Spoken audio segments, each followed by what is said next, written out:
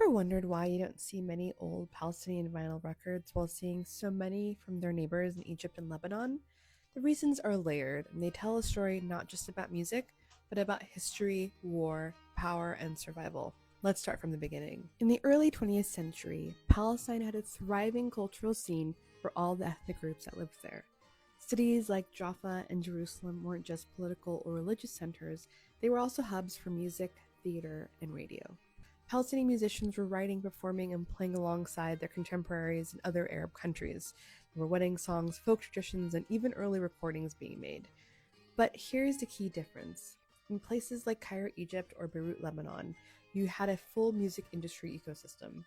Cairo had massive film studios, radio stations, and pressing plants like Sono Cairo, which could mass produce vinyl records for a big middle class audience. Beirut was the same and had its own labels and distribution networks. Those cities became regional hubs where stars like Kulthum, Fairuz, and Abdel Halim could thrive. Palestine, on the other hand, never developed a large-scale record recording or pressing infrastructure. That's partly due to the size and the economy, but mostly because of history. British colonial rule disrupted industries, and then of course came the Nakba in 1948. That's when over 700,000 Palestinians were displaced from their homes by the Israeli government, and entire cultural institutions were shattered. Imagine you're a musician in Jaffa in the 1940s. Suddenly, your community, your venues, and your audience, and your access to studios are gone overnight. That shift is important. Vinyl required factories, labels, and distribution, things most Palestinians didn't have access to under Israeli occupation or in exile. But cassettes could be recorded in living rooms, duplicated at small shops, and carried across borders in pockets. In a way, the cassette became the true archive of Palestinian sound. This includes the legendary Palestinian group Fil Kunt Wal Al Shakina, the Lovers Band, founded in Damascus in 1977. They were one of the most important Palestinian musical groups, known for blending traditional Dabka rhythms with revolutionary lyrics. Their songs, such as I Call on You, became an anthem of resistance and solidarity, giving voice to Palestinian identity and struggles across the Arab world. So when you ask, why is there so little Palestinian vinyl? The answer is that the history of Palestine didn't allow vinyl to become the dominant medium.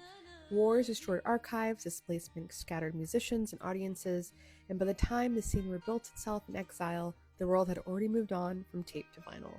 That does not mean Palestinian music doesn't exist. In fact, it's everywhere, in oral traditions, in live performances, in cassettes, and later in CDs and of course streaming. What survives instead is something more fragile.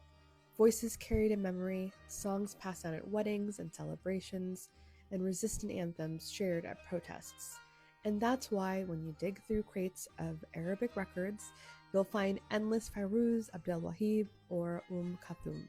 But Palestinian vinyl will always be more rare, precious, and elusive.